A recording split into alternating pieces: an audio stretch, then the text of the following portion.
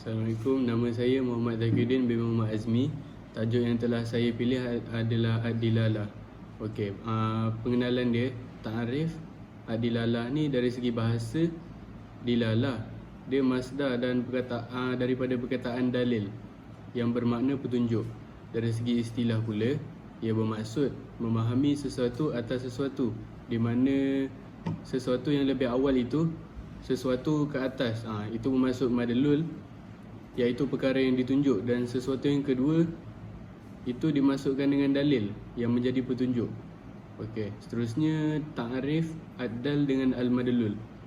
Ad-dal atau dalil ialah orang yang pengetahuannya memerlukan pengetahuan tentang sesuatu, itu adalah ad-dal. Seterusnya kalau madlul pula, madlul bermaksud orang yang memerlukan pengetahuan tentang sesuatu yang lain untuk dia mengetahui. Dilalah ni dia terbahagi kepada dua jenis, iaitu dilalah lafziyah yang bermaksud dia berdasarkan kata-kata, bunyi ataupun ucapan, dan juga dilalah ghairu lafziyah, bermaksud di sebaliknya, dia tidak memerlukan syarat lafziyah tadi tu. Kandungan dia sama ada dilalah lafziyah ataupun ghairu lafziyah adalah tabi'iyah, akliyah dan wadaiyah. Keduanya sama, cuma membezakannya. Okey, dilalah lafziyah ni adalah penyampaian sesuatu petunjuk yang disampaikan dalam bentuk lafaz, suara, kata ataupun ucapan.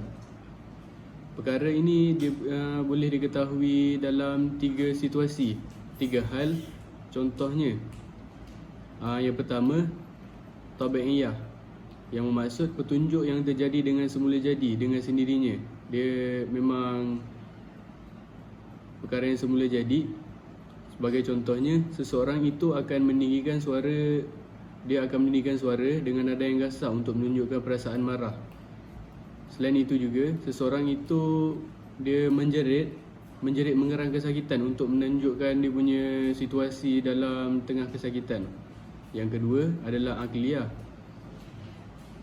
iaitu petunjuk yang berkaitan dengan akal fikiran. Seperti ada seseorang yang menjerit di dalam bangunan meminta pertolongan. Contohnya, jika terdapat jika kedengaran suara bayi di dalam sebuah rumah, mesti kita tahu dalam rumah tu mesti ada orang sebab terdapat suara bayi. Contoh yang lain, jika terdengar bunyi haiwan buas sama ada haiwan apa pun di dalam hutan, ia menandakan ada haiwan yang berkaitan di dalam hutan tersebut. Perkara yang ketiga adalah wadaiyah, petunjuk yang menempatkan satu istilah pada satu perkara. Wadaiyah pada lafziyah ini dia terbahagi kepada tiga lagi, iaitu mutabaqah, tadammun dan iltizamiyah.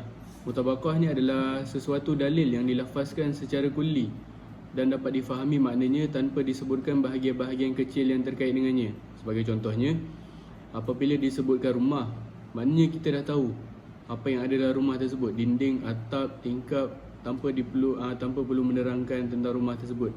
Yang kedua, tadammun, lafaz yang dapat difahami sebahagian itu dari keseluruhannya, maknanya kita hanya faham sebahagian daripada keseluruhan. Contoh, seseorang itu dia cakap dekat kawan dia, dia cakap kawan dia ada 4 dinar. Lepas tu member tu minta 1 dinar, tapi dia tak ada. Sebenarnya yang dia ada memang betul hanya 4 dinar tu. Yang seterusnya iltizamiyah, iaitu makna lafaz pada makna yang ditetapkan. Iltizamiyah ini dia sebagai contohnya, jika seseorang itu mengatakan bahawa terdapat bulan purnama di dalam kelas ketika sedang belajar, itu bukan memaksudkan terdapat betul-betul ada bulan di dalam tu. Dia memaksudkan bahawa ada seorang perempuan ataupun gadis yang cantik.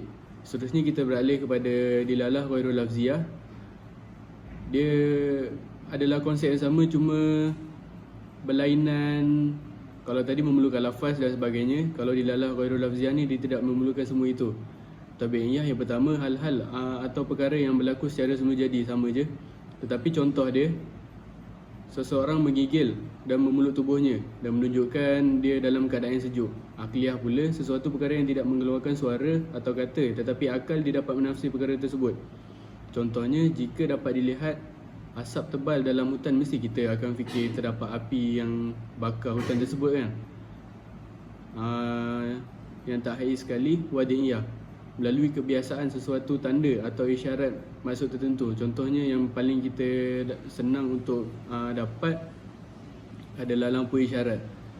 Merah untuk berhenti, oren kita bersedia sama ada untuk berhenti ataupun meneruskan perjalanan, dan akhir sekali hijau adalah kita meneruskan perjalanan. Itu saja, sekian dari saya.